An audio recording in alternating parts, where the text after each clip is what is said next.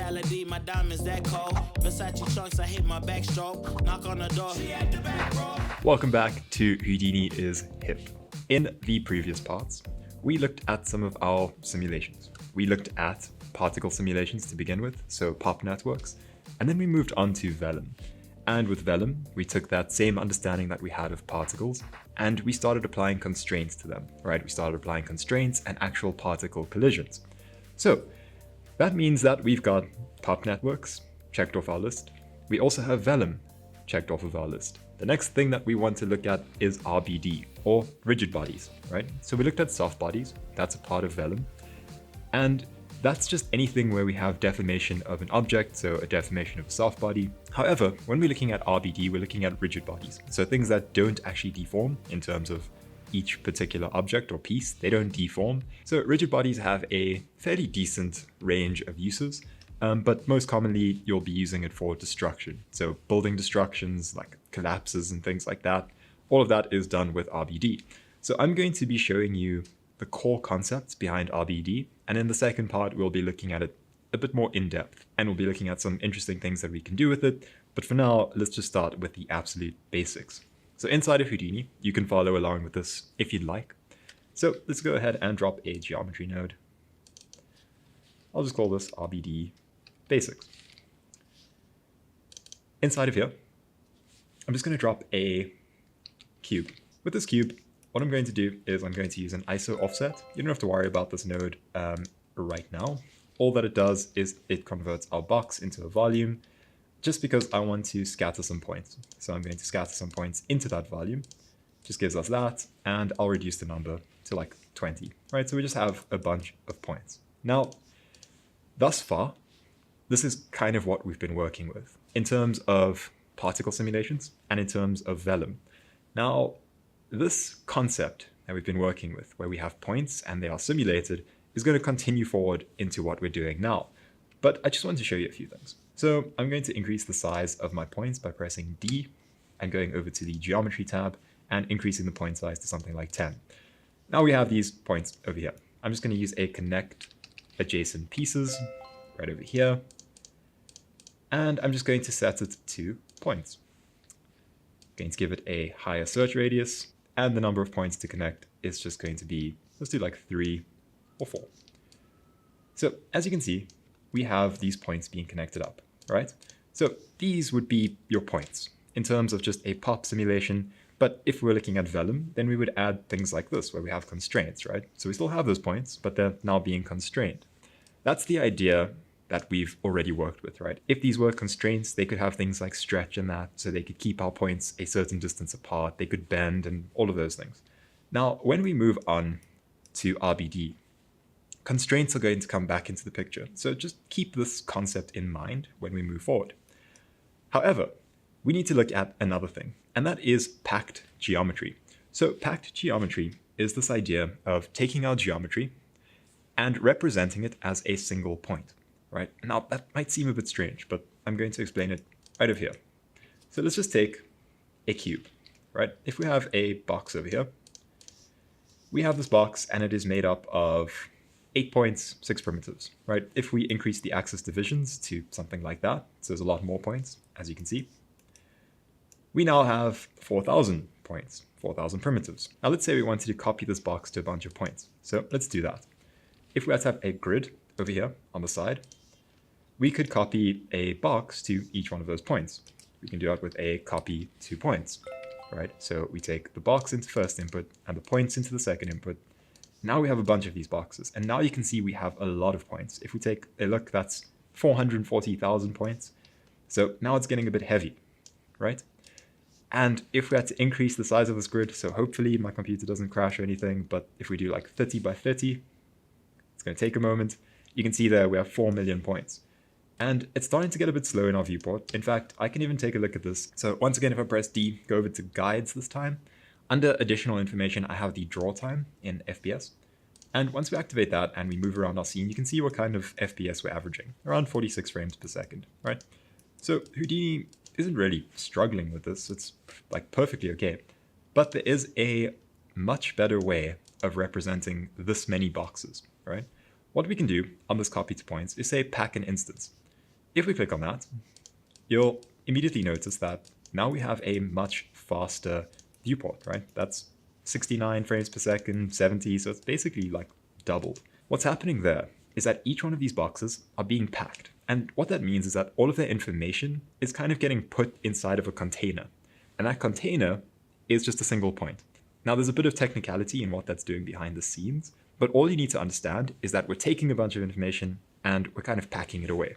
Think of it like putting something away into a box, right? You're just storing it away. And now that box can contain loads and loads of information, but if we ever work with that information, all we have to do is actually move the box around. So that's what we're doing here. We're taking all of that information, all of those points, and just packing them up. And if we take a look over here, we now have 900 packed geos. We also have 900 points. Now, that's one for each copy, right? As opposed to, the 4 million points that we had just a second ago. And if we increase this further, so let's do like 50 rows, 50 columns, it'll still take a moment and it'll be a bit slow, but you can see that it deals with it pretty well, right? And now we're approaching 2,500 packed geos and 2,500 points.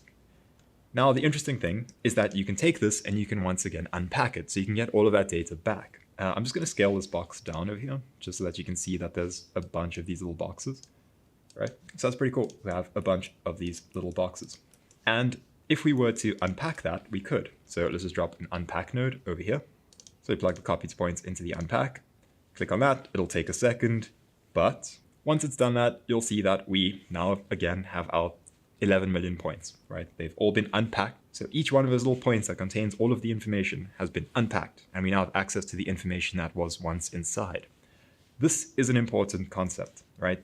Taking a box or whatever object this is, right? We can do whatever object we want. Let's do a rubber toy over here. You put that rubber toy in, you copy it to a bunch of points, and let me just scale them down again, right? You have it just like this, where you copy them to all of these points, and then once you're happy with it, you can unpack it. So again, we have 2,500 packed geos.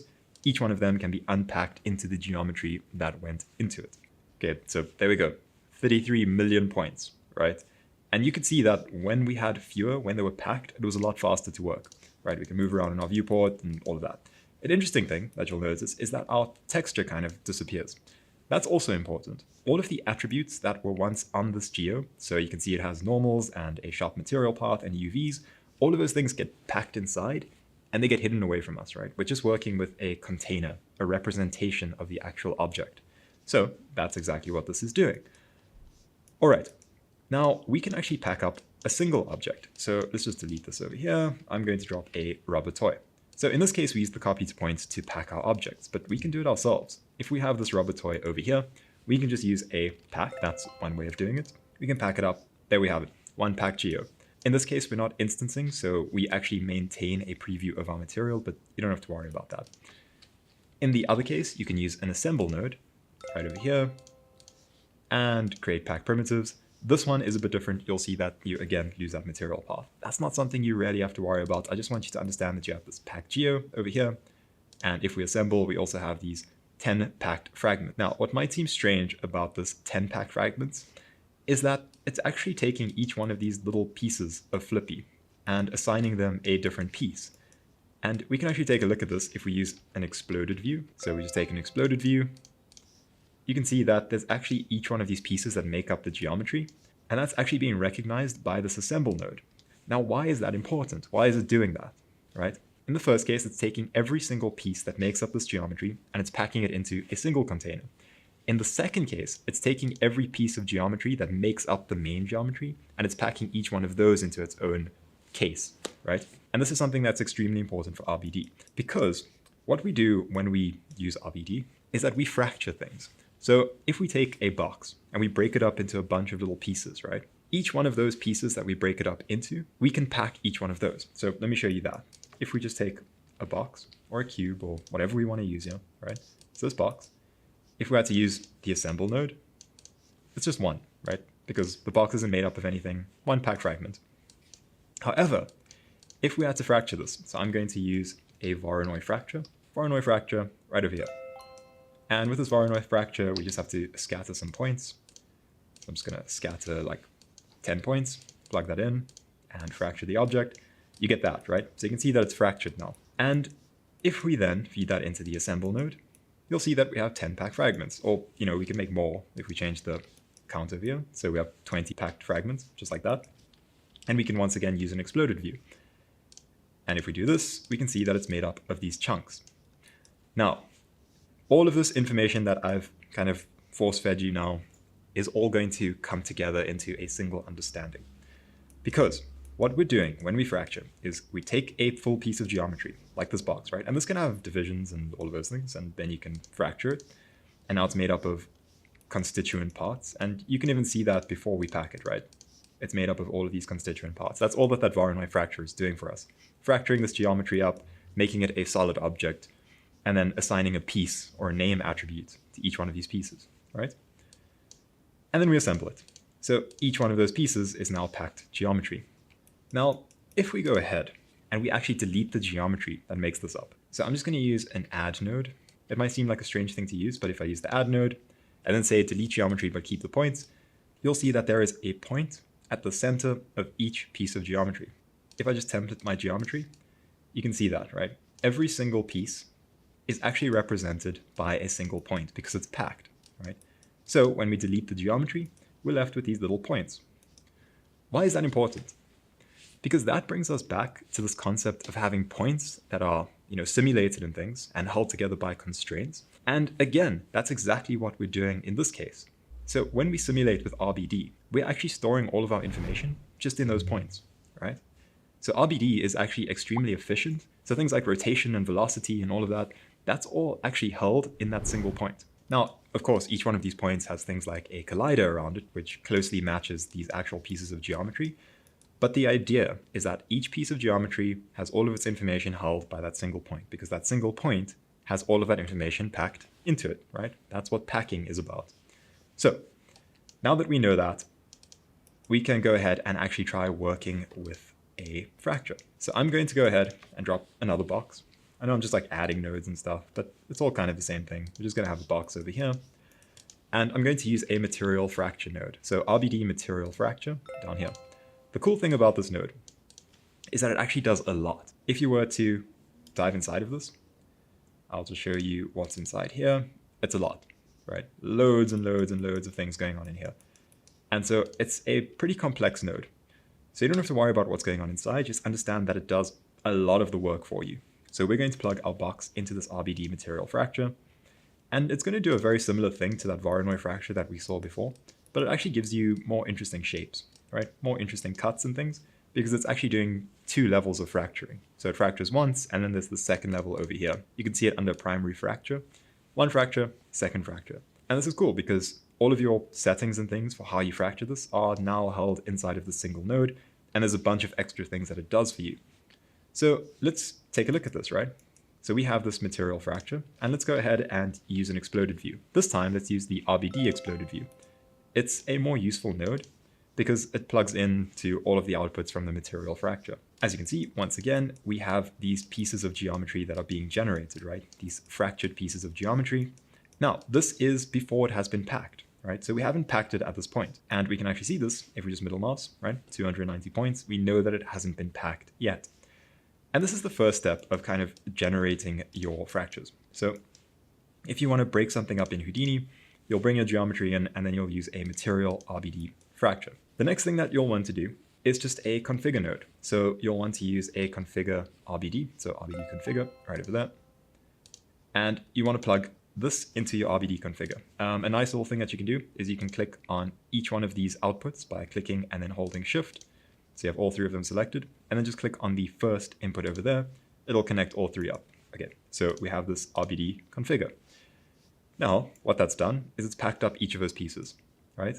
So we fracture, and then we configure it. So we're packing up all those pieces, and that's allowing it to be ready for solving, right? There's also some other settings that it adds on here. You can see over here, we have a piece attribute, and we can change all sorts of things on here, right? We can change what type of material it is, density, and all of that. Cool. Now we can just go into a solver. So if we just go into an RBD solver, so RBD bullet solver right over here, once again, click on the first input, Shift, click, and click. That gives us all 3 into the first input, just like that. Okay, on this bullet solver, we'll probably want to do a few things, right? We want a ground plane probably. So let's go over to collision. And under collision, we have the ground collision option. We can just choose a ground plane right over there. And then just make sure your display flag is on your RBD bullet solver. And right over there, you can see your ground plane. Now, the thing that we have over here is that our box is kind of halfway through the ground. Now, we could move it up over here, but something about moving this box up is that this RBD material fracture will recalculate. If we make any changes above here, it'll have to recalculate the material fracture. So we want to transform this up. But now we have these three inputs, and we don't want to have to transform each one of them individually. So we can actually use an RBD pack. So I'm just going to break the connections over here and use an RBD pack node. RBD pack right over here. This allows us to plug these three inputs in and then transform just this single one, right? So now we can transform this and we can move this up just like that. Now, something that I want you to know about this is that when we pack, we're actually doing a second level of packing. So this is one level of packing. You can see it makes 25 fragments. But then this is the next level of packing, where it just creates 3 packed geos, right? 1 for each input, just like that. Now, this is something that's interesting, because remember when we looked at the pack versus the assemble? That's kind of the difference, right? If we have an assemble over here and a pack, you can see that the assemble creates these 10 packed fragments, right? 1 for each piece. This one just packs everything together. That's the exact same thing that's happening over here, right? The configure node is like that assemble node. Each separate piece is being assigned a single packed fragment. Then we take all of those packed fragments and we just pack it into a single one, right? That's what the RBD pack is doing. So once we've transformed that up, we can then use an RBD unpack.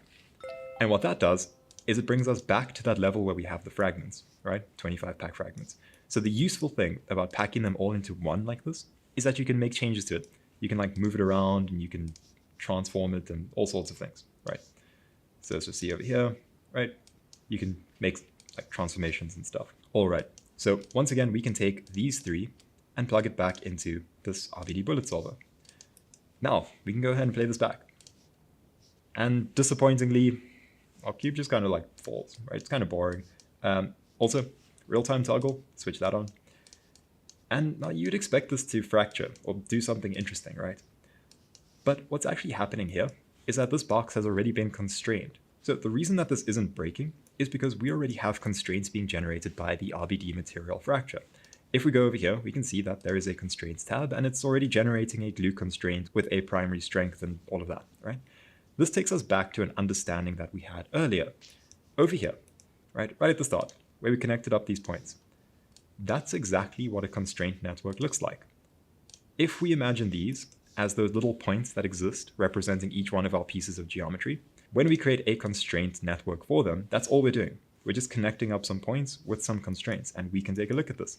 If we go over here to our material fracture, we're going to use the same thing that we used to do before when we used to work with vellum. We're going to split up these inputs using a null. So as you can see, that's just the geometry. The second one is your constraint network.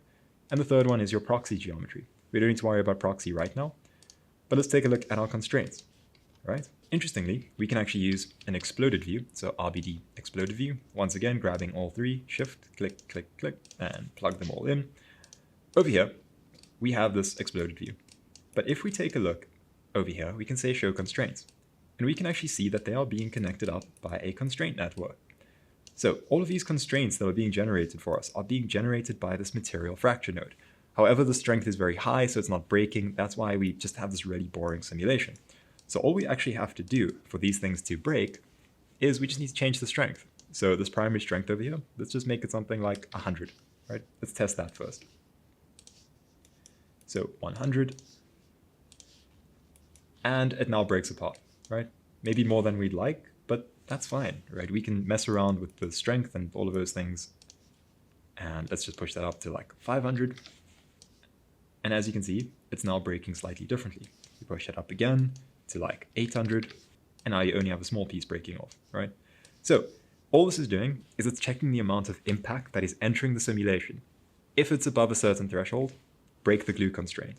Once a constraint is broken, those 2 pieces are no longer forced to stay together, right? So if there's 2 pieces over here and you have a constraint, if that constraint breaks, those two pieces can move freely. And that's slightly different to Vellum. So of course, Vellum can move freely if a constraint's broken. But in Vellum, you're often working with soft constraints, right? So constraints that have stretch and things like that. In RBD, most of the time, you're going to be working with static constraints. We will get into soft constraints at a later point, but just understand that for now, we don't have soft constraints. A constraint is basically on or off, right? It's either there or it's broken. So that means that we've kind of looked at the geometry side of it, we've looked at the constraint side of it, but we haven't yet looked at the proxy side of it. So for us to understand the proxy side of it, we're going to have to add some detail to this simulation. I mentioned proxies before, right? Proxies are that low resolution version of a high resolution mesh so that your simulations can run faster, right? They're representations, they are placeholders for your high resolution meshes. So in this situation, we don't really need that, right? Because if we look at these two in an exploded view, so let's just do this.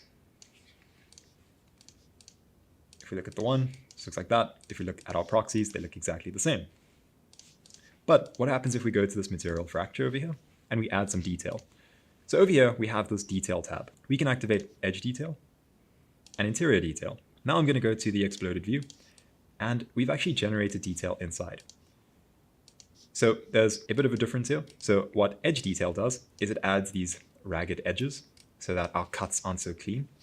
And then interior detail adds all of that sort of inside noise that makes it look like it's broken in a more natural way. Okay, so that's two levels of detail that we've added now. Now if we take a look at our proxies over here, you'll see that they're different, right? There is a difference between our proxy and our high resolution meshes. And this is actually a pretty major thing, right? This is why I wanted to bring up the idea of proxies in the previous part, because when we're working with RBD, what actually gets simulated are our proxy geometries. And you don't have to worry about that. The solver does all of that for you. But keep in mind that you're actually simulating the proxy geometry. You're simulating this, right? The super basic mesh over here. Then all of that simulation data gets reapplied to the high resolution mesh. So any sort of transformations, any deformations, that gets applied to the high resolution mesh afterwards, not in the actual sim. Okay, so now we've got this high resolution geometry packed up, and we've got some glue constraints, and if we play this back, you'll see that it breaks and we have some nice little detail inside. Okay, that's cool. Now, what happens if we want to add more things to the simulation? This is another reason why this RBD pack node is so useful. Instead of just transforming, let's do something else. So I'm going to drop a copy and transform node right over here after the transform node. And what this node does is it allows us to make copies of a geometry and then move the copy. So we can just move this copy up by 0.5, maybe more, 1, 1.5, just until they are above each other. We'll also add some rotation on the y-axis, like that. And we can choose a couple more copies, right? So quite a few copies going on now. And you may want to go ahead and simulate this immediately, but you can have an issue. But for now, just understand that you can fix this by saying enforce unique name attribute per instance, right over here, right? And if we just go ahead to our RBD solver and we play this back, as you can see, they all break up pretty nicely. Okay, so just to show you that this wouldn't work if we didn't have this, I'll just try this without it. And yeah, everything just freaks out. So the idea behind that is that when we actually pack up our geometry, each one of them gets a name attribute. So to understand this, let's go ahead to our RBD material fracture. When we middle mouse on it, you'll notice that there is this attribute called name, right? And the name attribute is just a unique name per piece, right? We can actually visualize this. I'm going to drop a color node over here. I'm going to plug this into the color node. From here, I'm going to say random from attribute, and the attribute that I'm going to choose is going to be name. I'm going to have to change this to a primitive because it is a primitive attribute. As you can see, one prim attribute name. As you can see, there is a unique random color per name. So all this is doing is it's saying, okay, for each unique name, give it a random color. And so if we take a look at this, you can see that certain pieces have matching names, right? All of these over here. So certain points share a name. That just means that they're all part of the same piece. So like the red piece, all of those points that make up that red piece will share the same name attribute. And this is useful for when we simulate, right? And it's also useful for when we connect things up. Because if we connect things up with some constraints, we can say, okay, this is piece number 4, this is piece number 8. There's a constraint that goes from 4 to 8. Right? Now we know that those two are constrained. Then we can break the constraint, and now we know that those two are free. So the name attribute just helps us to do things like that. Now, the issue that we end up having when we make a bunch of copies is that we have a bunch of conflicting name attributes. Piece 4 and 8 now also exist in 4 other copies. And so which piece 4 and which point 8 should be connected, right? That's where the issue comes in. So when we use this over here, where we enforce unique name attributes, we can actually see exactly what this does. If we go over to our geometry spreadsheet, and let's just take a look over here, right over here, you can see that by default, it's piece 0, 0, 0. But as soon as we activate this enforce unique names over here, it adds an extra number to ensure that every single piece is unique. That's just what allows this to work, right? Okay, so that's all we're going to really look at in this part. We just went over the geometry, how we get packed geometry, how we fracture, how we add constraints. We also looked at some very basic simulation stuff. But basically the idea here was just to show you the various concepts that go into RBD. We're not looking at anything too in-depth just yet. And again, we're going to be reiterating all of this in the second part. This was just to get you into it and kind of explain all of the key concepts. And in the next part, like I said, we'll be going a bit more in-depth. We'll be adding materials and all sorts of things, getting this to a point where we can render it out. But that's it for this part. So thank you for watching. I will be seeing you next time. Bye.